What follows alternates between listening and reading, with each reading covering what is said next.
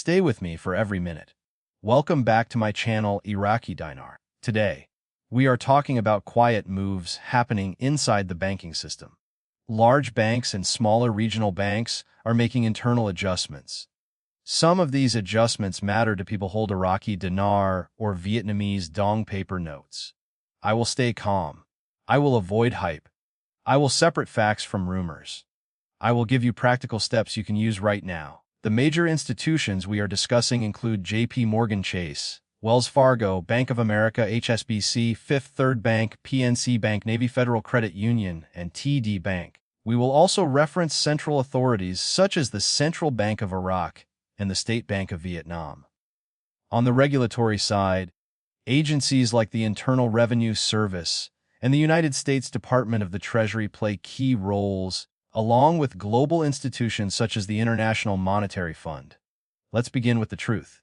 Several major U.S. banks clearly state on their public websites that they do not buy or sell Iraqi dinar or Vietnamese dong through standard retail channels. That is official policy. This means you cannot typically walk into a branch and exchange these notes at the teller window. Official bank foreign currency pages matter. They show what the bank publicly offers and what it does not. Online rumors often claim that certain banks are linked to a future exchange. That phrase can mean many different things. It could mean internal system testing. It could mean updating authentication machines. It could mean staff training for anti-money laundering compliance. Or it could simply be speculation. Internal readiness is not the same as a public exchange program. Real policy changes usually appear first in formal notes from a central bank or in a national budget document. If the Central Bank of Iraq or the State Bank of Vietnam adjusts an official rate, that will be documented publicly.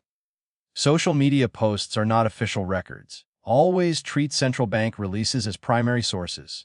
Treat online claims as secondary until verified.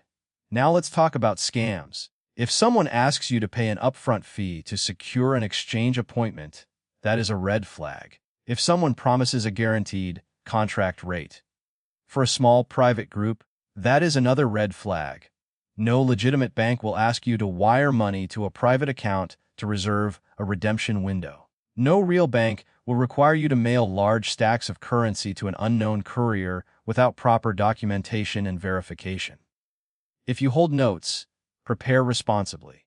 Check the physical condition of your notes. Damaged or defaced notes may not be accepted.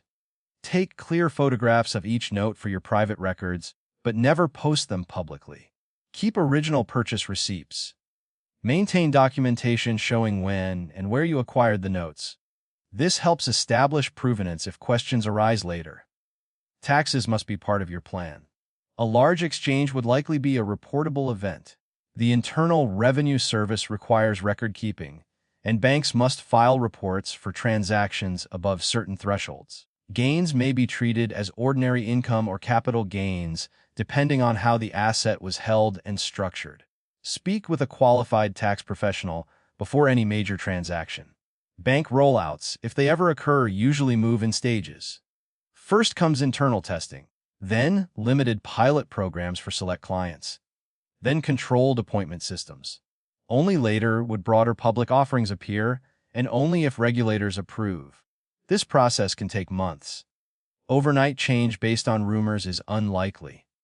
When speaking with your bank, always call the official published number. Ask to speak with a foreign currency department or wealth manager. Request written confirmation of any claims.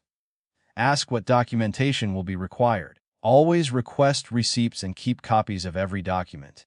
Authentication is critical. Banks use trained staff and specialized machines to verify security features and serial numbers.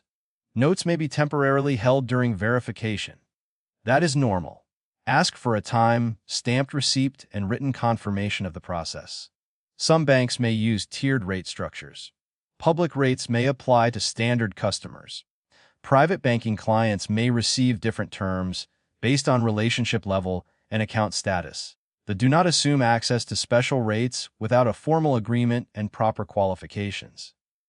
If you hold multiple exotic currencies, Consolidating through one well-established institution may simplify compliance and reporting. International banks such as HSBC may offer cross-border coordination, but they still follow local regulations. Member-based institutions like Navy Federal Credit Union may provide structured member channels, yet they remain bound by U.S. law. Here is the simple message from Iraqi Dinar. Stay calm. Verify everything in writing. Prepare documents now. Build legitimate banking relationships now. Do not pay upfront fees for vague promises. Follow official sources. Protect yourself from scams. If a formal opportunity ever appears, preparation and documentation will matter far more than rumors.